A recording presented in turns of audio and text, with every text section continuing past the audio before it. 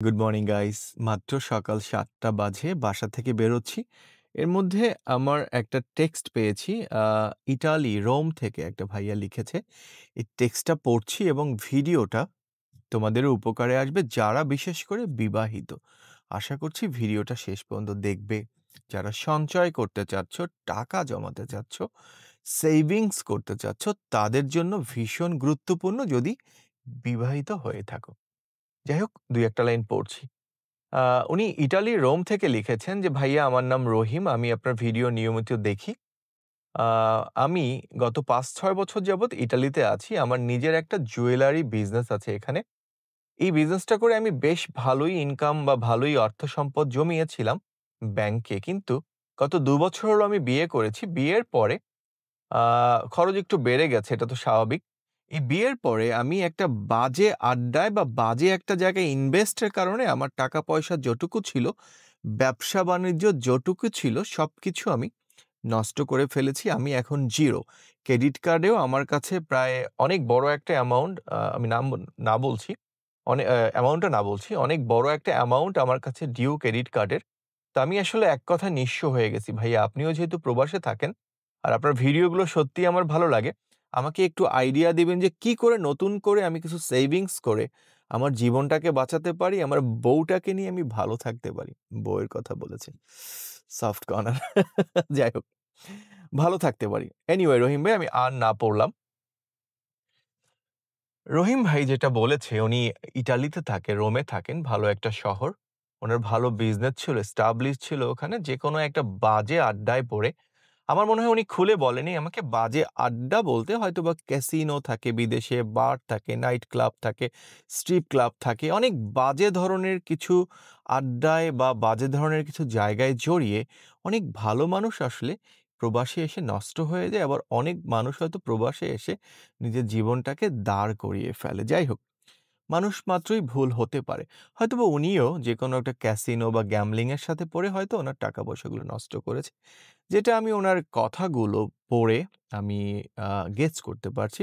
Sorry রহিম ভাই, যদি এমন কিছু হয় আমাকে বলার প্রয়োজন নেই, বাট আমি গেস করলাম। যাই হোক, আপনাকে ছোট্ট একটা কথা বলছি, কিভাবে নতুন করে সেভিংস করতে পারেন। সাথে তোমরা যারা আমার পেইজে বিবাহিত পুরুষ রয়েছ, তোমাদেরও এই কথাটা হয়তো জীবন পাল্টে দিতে পারে। নতুন করে সেভিংস করতে সাহায্য করতে পারে। যে সেভিংসটা একটা সময় বড় একটা অ্যামাউন্ট তোমার তৈরি হতে পারে। যাই হোক, এই পৃথিবীতে আমরা বিভিন্ন ধরনের ব্যাংকের নাম শুনি। তোমরাও শুনেছ, বাংলাদেশেও অনেক ধরনের ব্যাংক রয়েছে। কিন্তু পৃথিবীর সবচেয়ে শ্রেষ্ঠ ব্যাংকের নাম কি জানো? বিবাহিত পুরুষদের জন্য সেই ব্যাংকের নাম হচ্ছে ব্যাংক অফ ওয়াইফি। এখন আসি। ব্যাংক অফ ওয়াইফ না হয়ে ওয়াইফি কেন হলো? ওয়াইফ এবং ওয়াইফের মধ্যে পার্থক্যটা কি? ওয়াইফ এবং ওয়াইফির মধ্যে পার্থক্যটা কি? ওয়াইফ মানে আমাদের বউ বা স্ত্রী। আর ওয়াইফি মানে হচ্ছে আদরের স্ত্রী, আদরের বউ, ভালোবাসার বউ। যেটাকে ওয়াইফি বলে আদর করে। তাই ব্যাংকের নাম দিয়েছি ব্যাংক অফ ওয়াইফি। যাই হোক, পুরুষ মানুষ যারা রয়েছ তোমরা যদি চাও পৃথিবীতে হালাল, 100% সুদমুক্ত এবং 100% সিকিউরড ভাবে যদি কিছু সঞ্চয় করতে, রহিম ভাই আপনাকেও বলছি আজ থেকেই। আপনার যদি একজন বিশ্বস্ত ওয়াইফ থাকে, বিশ্বস্ত ওয়াইফই থাকে, ভালোবাসার একটা বিশ্বস্ত বউ থাকে, যদি তাকে বিশ্বাস করা যায়, বিশ্বাস করার মতো, আবারও বলছি যদি তাকে বিশ্বাস করা যায়। কেন বলছি? অনেক মানুষই বউয়ের সম্পর্কে অনেক বাজে কথাও বলে, টাকা-পয়সা নষ্ট করে, টাকা-পয়সা নিয়ে চলে যায়, something like that. তাই বললাম, বিশ্বস্ত যদি থাকে তবে আজ থেকেই ব্যাংকে যে টাকাটা রাখছেন সেটার একটা পোরশন ওয়াইফের কাছে জমা রাখুন। এই ওয়াইফের কাছে ছোট, ছোট করে টাকাটা জমা রাখলে উপকারটা কি হবে? এই টাকাটার হয়তো প্রথমত ক্ষতির দিক, আপনি এখান থেকে সুদ পাচ্ছেন না যেটা খাওয়া হারাম। আপনি এটা হালালভাবে সঞ্চয় করতে পারছেন নাম্বার 2। নাম্বার 3 হচ্ছে আপনার বিপদে, আপদে যেকোনো একটা খারাপ সময়ে যদি বউটা আপনার ভালো হয়ে থাকে, সবার আগে আপনি টাকা চাওয়ার আগে সে আপনার সেভিংসটা বের করে দিবে, "এটা তোমার টাকা।" এর চেয়ে বড় সুখ, বড় শান্তি কিছু নেই। তার চেয়েও বড় কথা, যাদের বাজে অভ্যাস রয়েছে রহিম ভাইয়ের মতো, যেটা রহিম ভাই বলল যে টাকা-পয়সা ব্যাংক থেকে উঠিয়ে সে খরচ করে ফেলছে। যখন আপনি আপনার ওয়াইফের কাছে বা উ ডব আই ব্যাংক অফ ওয়াইফিতে ছোট, ছোট করে ডিপোজিট গুলো জমা রাখবেন, তখন আপনি যখন তার কাছ থেকে টাকাটা ফেরত চাইবেন, সে কিন্তু অবশ্যই কৈফিয়ত চাইবে, "টাকাটা দিয়ে কি করছো?"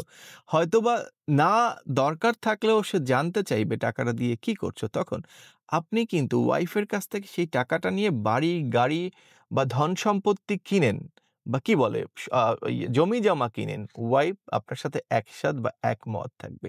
ওই টাকাটা নিয়ে আপনি কিন্তু আর ওই ক্যাসিনো, গ্যামলিং বা খারাপ জায়গাটায় ইনভেস্ট করতে পারবেন না। কারণ ওই টাকাটা কিন্তু হালাল জায়গা থেকে ব্যাংক অফ ওয়াইফি থেকে এসেছে।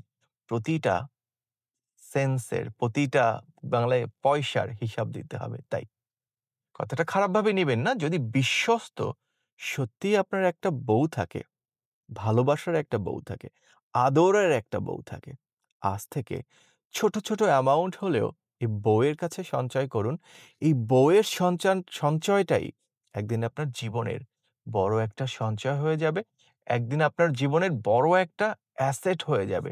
বাড়ি কিনতে, গাড়ি কিনতে, জমি কিনতে। ব্যাংকের অন্যান্য ব্যাংকে কি আছে জানি না। বাট বউয়ের টাকাটাই সবচেয়ে বেশি কাজে দিবে। রহিম ভাই আপনাকেও বলেছি বা আপনাকেও বলছি, আজ থেকে ভাবির কাছে ছোট, ছোট অ্যামাউন্ট গুলো সেন্ড করেন। ছোট, ছোট অ্যামাউন্ট গুলো তার ব্যাংক অফ ওয়াইফিতে ডিপোজিট করার চেষ্টা করেন।